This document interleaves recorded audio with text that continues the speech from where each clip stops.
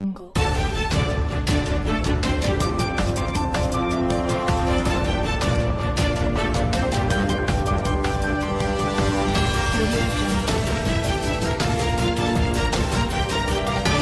అందరికీ ఉద్యమ వందనాలు. ఇటీవల పార్లమెంట్లో జరిగిన విషయం మనందరికీ తెలిసిందే. పార్లమెంటు సభ్యుడు మరియు కేంద్ర హోంమంత్రి అయినటువంటి కేంద్ర బీజేపీ హోంమంత్రి అయినటువంటి అమిత్ షా గారు అంబేద్కర్పై, డాక్టర్ బాబాసాహెబ్ అంబేద్కర్పై అనుచిత వ్యాఖ్యలు చేస్తూ అంబేద్కర్ అంబేద్కర్ అంబేద్కర్ అనడం ఫ్యాషన్ అయిపోయింది.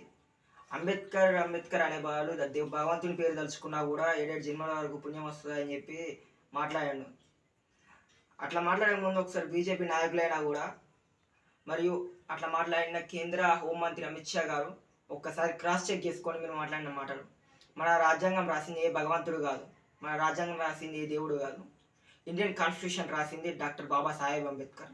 395 ఆర్టికల్స్, 22 పార్ట్స్ అండ్ 8 షెడ్యూల్స్తో 2 సంవత్సరాల 11 నెలల 18 రోజులు కష్టపడి భారత రాజ్యాంగం రాయడం జరిగింది. భారత రాజ్యాంగాన్ని పూర్తి బాధ్యత తీసుకొని ఆయన ఎన్నో ఆర్టికల్స్ భారత ప్రజల కోసం రాయడం జరిగింది. మీరు కానీ మీ నాయకులు కానీ ఒక్క ఆర్టికల్ కూడా పర్ఫెక్ట్గా రాయడం రాదు, రూపొందించడం రాదు, ఒక్క ఆర్టికల్ కూడా సరైనది తీసుకురావడం రాదు. కానీ భారత రాజ్యాంగ నిర్మాత అయినటువంటి డాక్టర్ బాబాసాహెబ్ అంబేద్కర్ను ఈరోజు నిందించే పరిస్థితి వచ్చిందంటే మీకు ఆ అర్హత కాదుగా, ఆయన పేరెత్తే హక్కు కూడా లేదు. ఆ విషయం గుర్తుపెట్టుకోండి. ఇది జరిగి ఇప్పటికీ 4 రోజులు అవుతున్నా కూడా, భారతదేశ వ్యాప్తంగా ఎన్ని నిరసనలు జరుగుతున్నా కూడా నిమ్మకు నీరెత్తినట్టు కేంద్ర హోంమంత్రి కానీ బీజేపీ నాయకులు కానీ ఇంతవరకు దానిపై స్పందించలేదు. కేంద్ర హోంమంత్రి అమిత్ షా గారు ఇంతవరకు అట్లా మాట్లాడడం నాకు పొరపాటు అయిందని కనీసం క్షమాపణ చెప్పే ప్రయత్నం కూడా చేయలేదు. దానికి తోడు ప్రధానమంత్రి గారు దాన్ని సమర్థిస్తూ ట్వీట్ చేయడం సిగ్గుచేటు. ఒక విషయం గుర్తుపెట్టుకోండి, బీజేపీ నాయకులైనా కానీ అమిత్ షా గారైనా కానీ మీకు కొత్త ఆర్టికల్ తీసుకురావడం రాదు, కానీ అంబేద్కర్ని దూషించే అర్హత కానీ అంబేద్కర్ పేరెత్తే అర్హత కానీ మీకు లేదు.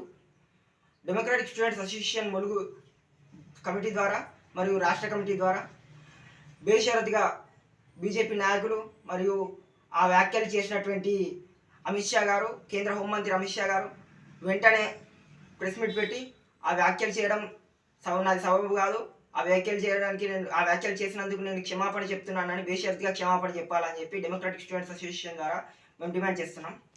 నా పేరు శరత్ కుమార్, ములుగు జిల్లా కన్వీనర్. అదే